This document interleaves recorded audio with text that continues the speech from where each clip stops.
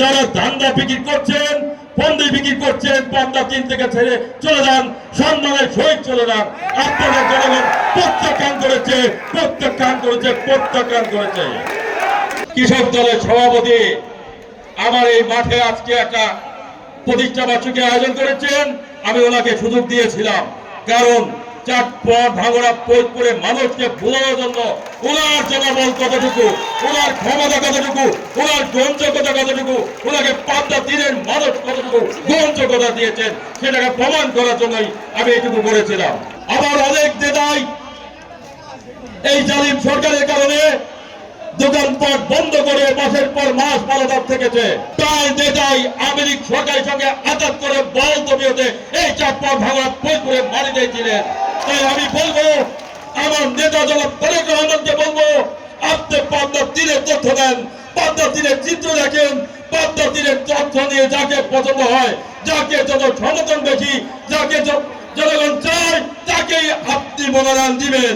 ওরা চেষ্টা করছেন জনাব তারেক রহমানের নামকে ভাঙিয়ে যদি পদ্মা 3কে দখল করা যায়, এটা কোনো চর নয়, এর চর দখল করার কোনো জায়গা নয়। এখানে মাথার ঘাম পায়ে ফেলে দীর্ঘ 17 বছর নয়, আমি দীর্ঘ সেই 8 সাল থেকে এখানে ঘাম ঝরাচ্ছি। এই পদ্মা 3-এর রাজনীতির সঙ্গে আমি জড়িত আছি। আমার আমি সেন্ট্রাল নেতা নই, আমি জেলার কোন নেতা নই, আমি শুধু এটুকুই প্রমাণ করতে চেয়েছি পদ্মা 3-এ কাকে মানুষ ভালোবাসে, সে ভালোবাসার প্রমাণ দেওয়ার জন্য আজকে এই মঞ্চে আমি কাউকে কোনো গেট হিসাবে রাখিনি। জেলাকে বলবো, কেন্দ্রকে বলবো, জেলার নেতৃবৃন্দ এবং কেন্দ্রীয় নেতৃবৃন্দ পদ্মা 3-এর চিত্র দেখে নেন। আমি কোন সেন্ট্রাল নেতা নয়, আমি একজন পাপাটা কর্মী মতো নগণ্য একজন 5 টাকার টিকিটের কর্মী। আমার ভালোবাসার কোন কমতি নাই।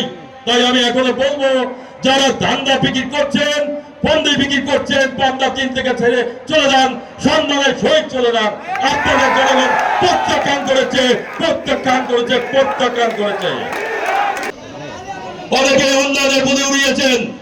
আমি কথা দিয়ে যাচ্ছি, আগামী 2 মাসের মধ্যে দেখতে পারবেন চাটমোহরে কমপক্ষে 100 কিলো পাকা রাস্তা হবে। কিভাবে হবে এটা আমি জানার বিষয় নয়। 100 কিলো পাকা রাস্তা হবে, 82টা প্রাথমিক বিদ্যালয় হবে। যদি না হয় আপনারা মিলিয়ে নেবেন। অনেকেই তো বুদ্ধি উড়াচ্ছেন উন্নয়ন করব, উন্নয়ন করবো না, আমি উন্নয়ন করে দেখিয়ে দেবো এমপি হওয়ার আগে ইনশাআল্লাহ। যে পারে সে চিৎকার করে বলে না আমি এটা করবো ওটা করবো।